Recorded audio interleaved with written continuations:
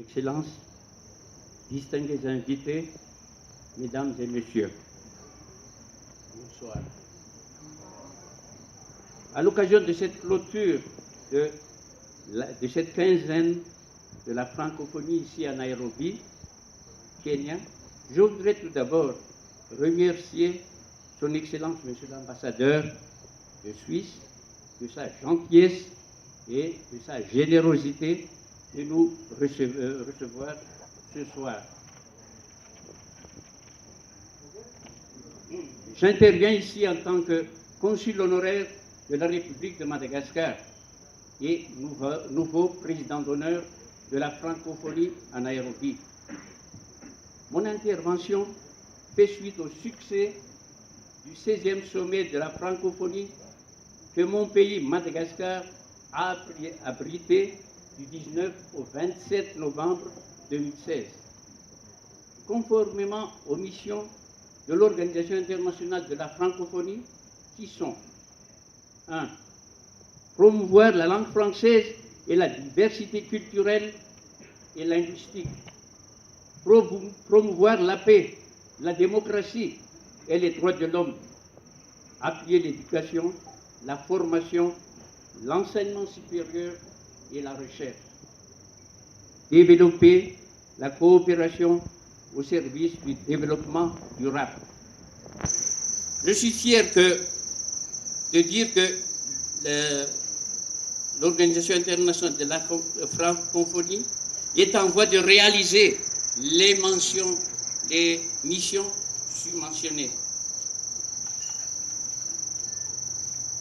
Mesdames et messieurs, placé sous le thème croissance partagée et développement responsable, les conditions de la stabilité du monde et de l'espace francophone, le sommet d'Antananarivo a réaffirmé que l'Organisation internationale de la francophonie est un acteur clé dans le développement de nos nations respectives.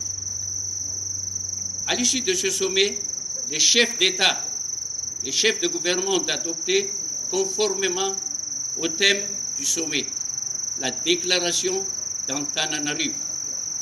Les points essentiels de cette déclaration sont les suivants.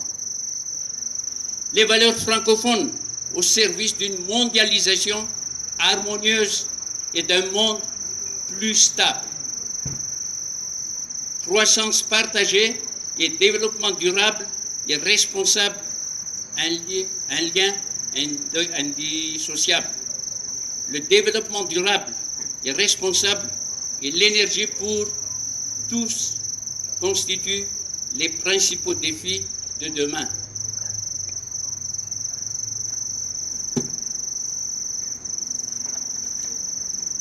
Le sommet a également procédé à l'adoption de 13 résolutions portant sur les différentes questions comme les mariages précoces et forcés, la création d'une entité pour la promotion de l'égalité femmes-hommes et de l'autonomisation des femmes et des filles, la formation professionnelle et technique, la décentralisation et le développement local, ou encore les investissements dans le secteur de la santé.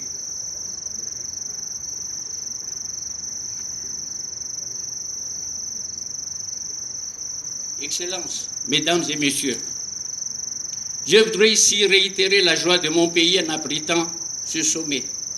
Cette joie, les citoyens malgaches l'ont beaucoup eue. Et ce fut une occasion pour le monde francophone de découvrir ce que Madagascar peut apporter.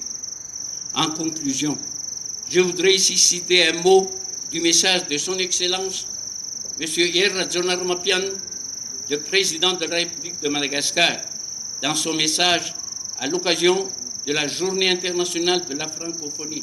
Je cite, « Au-delà des épreuves que vivent les pays et des peuples faisant partie de notre communauté, je vous invite en cette Journée internationale de la francophonie à fêter partout avec allégresse et avec une conviction renouvelée le pouvoir de notre langage partagé, la langue française. Je voudrais aussi vous remercier tous d'être là ce soir et je me réjouis à l'idée d'une bonne relation de travail avec l'émission francophone et le comité permanent de la francophonie.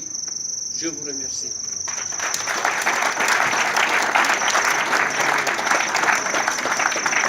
Merci, monsieur.